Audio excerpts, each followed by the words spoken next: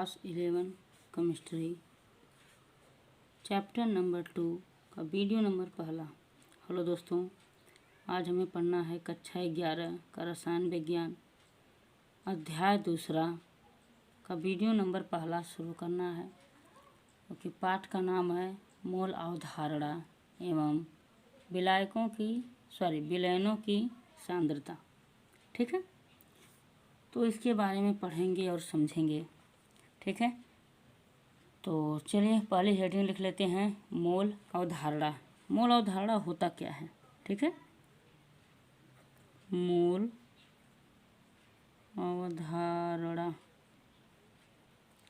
ठीक है, मोल अवधारणा ये आपकी हो गया हेडिंग। ठीक है, और मोल अवधारणा को किसने प्रतिपादित किया था? ओस्टवाल्ड ने। किसने? ओस्टवाल्ड ने। ठीक है, देखिए मोल अवधारणा होता क्या है। एक मोल किसी पदार्थ की वह मात्रा होती है। ठीक है, एक मोल जो होता है वह किसी पदार्थ की वह मात्रा होती है जिसमें उस पदार्थ की 6.022 गुणे 10⁻23 इकाइयाँ उपस्थित होती हैं। ठीक है, यानी एक मोल में आपको कितनी इकाइयाँ मिलेंगी? 6.022 गुणे 10⁻23 इकाइयाँ मिलेंगी। ठीक है, मोलों की संख्या को हम स्मॉल n से भी प्रदर्शित करते हैं और इसी को अवोगाद्रो संख्या भी कहते हैं। अवोगाद्रो संख्या भी कहते हैं। ठीक है, तो हम पहले इसको लिख लेते हैं।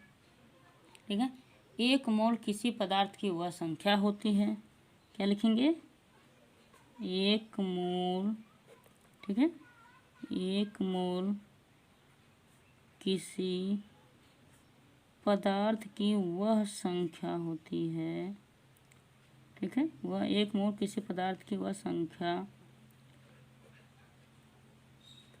होती है जिसमें उस पदार्थ की, देखिए,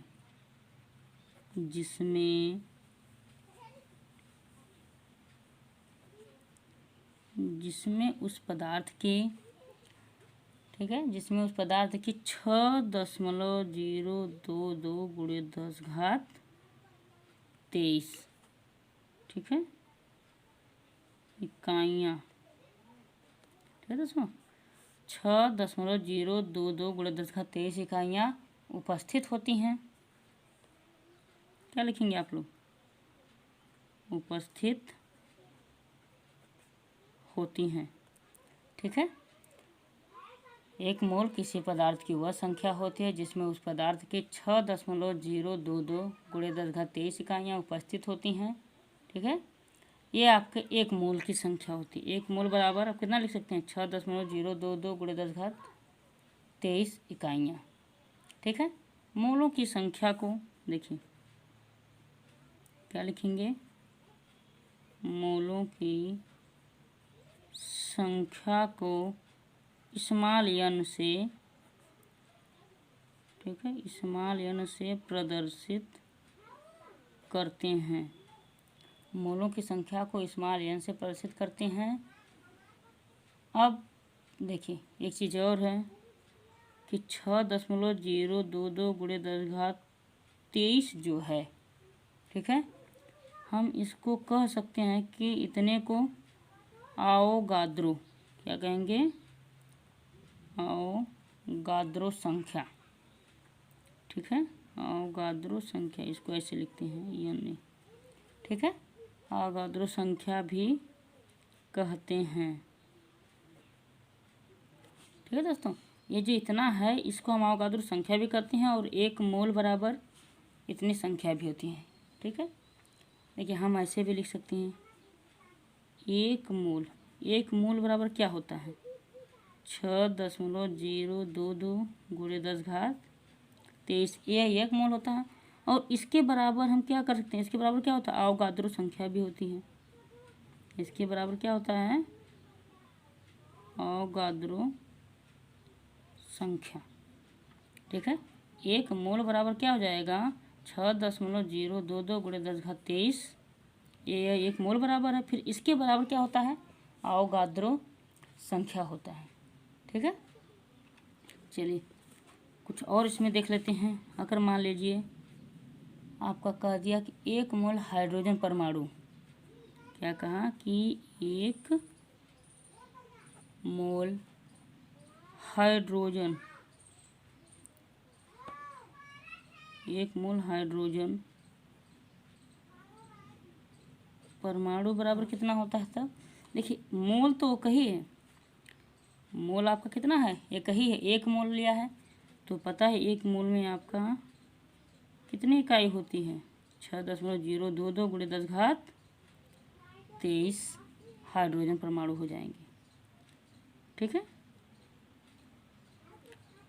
क्या हो जाएंगे, हाइड्रोजन परमाणु हो जाएंगे।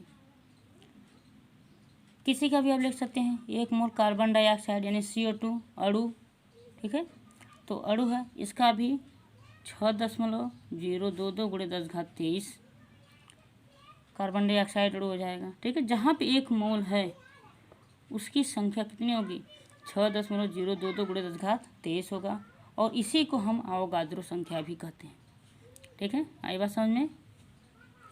अब हमारी अगली हेडिंग है मोलर द्रव्यमान।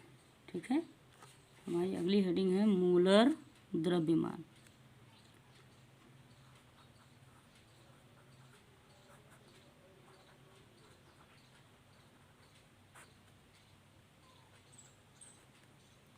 ठीक है, यह हमारी हेडिंग हो गई मोलर द्रव्यमान। अब देखिए मोलर द्रव्यमान क्या होता है कि किसी पदार्थ के 1 मोल का द्रव्यमान मोलर द्रव्यमान कहलाता है।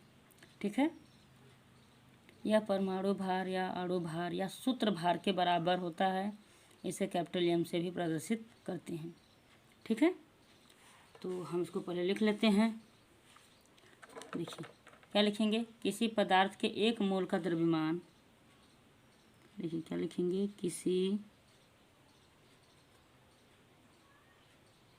किसी पदार्थ के 1 मोल का द्रव्यमान। ठीक है, किसी पदार्थ के 1 मोल का द्रव्यमान मोलर द्रव्यमान कहलाता है।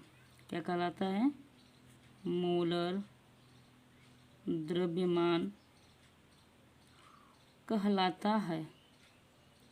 ठीक है, कहा कि किसी पदार्थ का 1 मोल का द्रव्यमान मोलर द्रव्यमान कहलाता है। ठीक है, 1 मोल। और देखिए हम क्या लिख सकते हैं, यह परमाणु भार या अणु भार या सूत्र भार के क्या होता है, बराबर होता है। तो हम इसको भी लिख देंगे, यह परमाणु भार, अणु भार या सूत्र भार के बराबर होता है। ठीक है, तो आप लोग परमाणु भार भी जानते हैं, अणु भार भी जानते हैं। ठीक है, सूत्र भार जिसमें हम आयन होता है हमारा प्लस माइनस होता है उसे हम क्या बोलते हैं, सूत्र भार बोलते हैं। ठीक है, यह हमारा हो गया मोलर द्रव्यमान। अब हमें देखिए इसे हम कैपिटल M से प्रदर्शित भी करते हैं। इसको भी लिख लेते हैं, इसे कैपिटल M से क्या करते हैं, प्रदर्शित करते हैं। ठीक है, इसे कैपिटल M से प्रदर्शित करते हैं। ठीक है, इसको एग्जाम्पल के माध्यम से समझते हैं।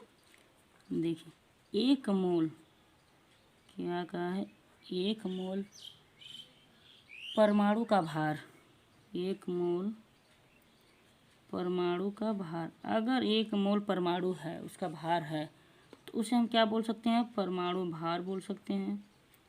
परमाणु भार अभी हम लिखवाए हैं कि किसी पदार्थ का 1 मोल मोलर द्रव्यमान तो कहलाता ही है, यह परमाणु भार, अणु भार या सूत्र भार के भी बराबर होता है। तो 1 मोल का परमाणु भार बराबर परमाणु भार, 1 मोल का अणु भार बराबर अणु भार, 1 मोल का सूत्र भार बराबर सूत्र भार। ठीक है, तो जहाँ 1 मोल का रहेगा वह क्या होगा, बराबर होगा। ठीक है, तो ये तो हो गया परमाणु भार। 1 मोल का परमाणु भार होता है, और इसे हम 1 मोल को ही क्या कहते हैं, मोलर द्रव्यमान। क्या कहते हैं, मोलर द्रव्यमान कहते हैं। ठीक है, वैसे ही एक मोल, देखिए एक मोल अणु भार, क्या कर देंगे, एक मोल अणु का भार। ठीक है, तो क्या हो जाएगा, यहाँ पे अणु भार हो जाएगा। ठीक है, अब देखिए एक मोल अणु का भार है तो अणु भार हो गया। अभी है तो एक ही मोल, तो एक मोल को भी क्या कहते हैं, मोलर द्रव्यमान भी कहते हैं, मोलर द्रव्यमान भी कहते हैं। ठीक है, अब अगर हो गया एक मोल आयनिक यौगिक का भार, एक मोल आयनिक यौगिक का भार, तो देखिए आयन होता है जो प्लस माइनस होता है, उसी को हम बोलते हैं सूत्र भार। ठीक है, जब ये सूत्र भार है तो स्वाभाविक है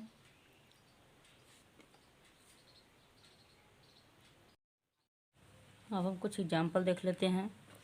देखिए एच यानी हाइड्रोजन का मोलर द्रव्यमान।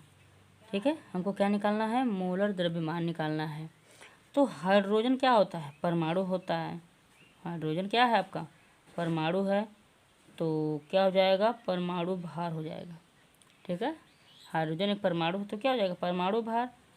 तो एक मोल का परमाणु भार, या तो हम ऐसे लिख सकते हैं एक मोल एच का भार या परमाणु भार, तो कितना होता है, एक ही होता है, क्योंकि हाइड्रोजन का परमाणु क्रमांक एक होता है। ठीक है, एग्जाम्पल नंबर दूसरा, जैसे Na का मोलर द्रव्यमान, क्या निकालना हमको, Na का मोलर द्रव्यमान। ठीक है, अब सोडियम का मोलर द्रव्यमान कितना होता है, तो हम क्या लिखेंगे, एक मोल सोडियम का भार। तो जो सोडियम का भार ये भी परमाणु है, तो इसको हम परमाणु भार भी लिख सकते हैं। ठीक है, और इसका परमाणु भार उतना कितना है, 23 होता है। ठीक है, तो ऐसे आपका मोलर द्रव्यमान निकल जाएगा। ठीक है, मोलर द्रव्यमान को हम मोलर भार भी कहते हैं। अब चलते हैं अपने अगले टॉपिक पे। हमारी अगली हेडिंग है मोलर आयतन। ठीक है दोस्तों, देखिए क्या होता है मोलर आयतन, एनटीपी पर यानी न्यूनतम ताप और दाब पर प्रत्येक गैस का एक मोल का आयतन कितना होता है। देखिए प्रत्येक गैस के एक मोल का आयतन होता है 22.4 लीटर होता है। ठीक है, इस आयतन को हम मोलर आयतन कहते हैं। ठीक है, जहाँ पे भी एक मोल का आयतन पूछे उसका मान हमेशा 22.4 लीटर होता है।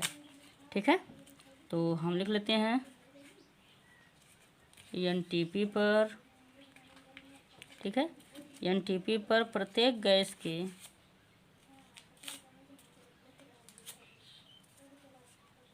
ठीक है, एनटीपी पर प्रत्येक गैस के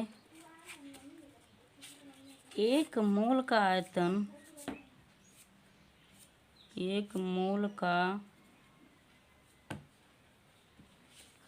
आयतन, ठीक है, एनटीपी पर प्रत्येक गैस के एक मोल का आयतन, आपका एक मोल का आयतन 22 ठीक है 22.4 लीटर होता है। जहाँ भी आपको एक मोल का आयतन पूछे यानी उसका आयतन कितना होता है, 22.4 लीटर होता है। इस आयतन को ही हम क्या कहते हैं, मोलर आयतन। इस आयतन को हम मोलर आयतन कहते हैं। ठीक है, मोलर आयतन कहते हैं। ठीक है, इसको आप लोग हटा डायरेक्ट लिख दीजिए, इस आयतन को मोलर आयतन कहते हैं। ठीक है, चलिए इसका हम कुछ एग्जांपल देख लेते हैं। देखिए जैसे मान लीजिए आपका हो गया H2 का मोलर आयतन आपको ज्ञात करना है। ठीक है, H2 का मोलर आयतन आपको ज्ञात करना है। तो H2 क्या आपका है, परमाणु की अणु। देखिए यहाँ पे 2 H हो गए यानी 2 परमाणु मिले हैं, तो ये हो गया आपका अणु।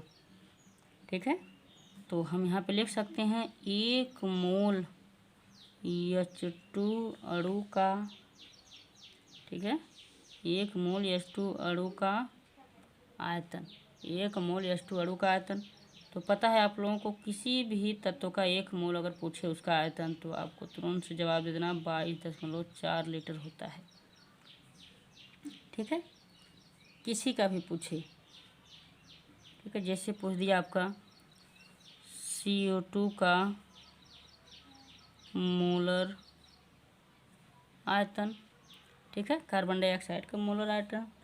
तो 1 मोल क्या लिखेंगे आप लोग, 1 मोल CO2 अणु, ये भी तो अणु है, 1 मोल CO2 अणु का आयतन।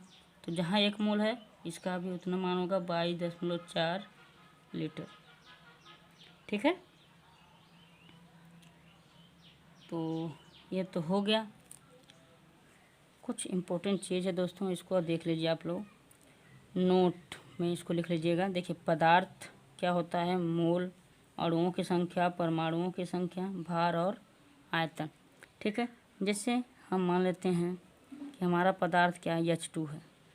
ठीक है, अभी हमने निकाला H2 के मोल कितने होते हैं, 1 मोल होता है। तो जब H2 के 1 मोल हैं तो अणुओं की संख्या इसकी कितनी होती है, 1 मोल अणुओं की संख्या 6.022 गुणे 10⁻23 होता है। ठीक है, और फिर परमाणुओं की संख्या, देखिए परमाणुओं की संख्या कैसे निकलता है, देखिए जितना है, जैसे इसमें कितने हैं, 2 परमाणु हैं इसमें, देखिए 2 H है यानी 2 अथवा अणु हैं।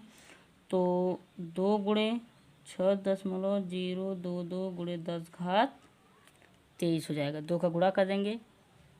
ठीक है, ये परमाणुओं की संख्या निकल जाएगा। भार, अगर हम इसका भार निकालते हैं तो कितना आएगा, इसका भार 2 आएगा। ठीक है, 2 एकम 2, इसका भार 2 आएगा। अब इसका आयतन, देखिए जहाँ पे भी 1 मोल हो उसका आयतन हमेशा 22.4 लीटर ही होता है।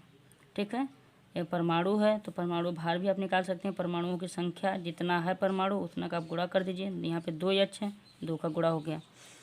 अब अणुओं की संख्या आपको पता है, उसके बाद मोल आपका है। ठीक है, दूसरा देख लेते हैं, जैसे हो गया आपका NaCl। ठीक है, सोडियम क्लोराइड, इसमें भी अगर हम 1 मोल लेते हैं, ठीक है, तो अणुओं की संख्या 6.022 गुणे 10⁻23 रहेगा। ठीक है, परमाणुओं की संख्या देखिए इसमें भी 2 का गुणा हो, क्योंकि यहाँ पे 2 परमाणु हैं, एक Na एक Cl है। ठीक है, 2 गुणे 6.022 गुणे 10⁻23 ये परमाणुओं की संख्या निकल आएगी। अब इसका भार देख लेते हैं। देखिए इसका भार कैसे निकलेगा, Na का 23 होता है, Cl का 35.5, यानी दोनों को जोड़ेंगे हम तो 58.5 ग्राम आएगा। ठीक है, इसका भी 1 मोल है, तो 1 मोल का आयतन हमेशा 22.4 लीटर होता है। ठीक है दोस्तों, तो आज के लिए इतना ही, हम मिलते हैं अपनी नेक्स्ट वीडियो में।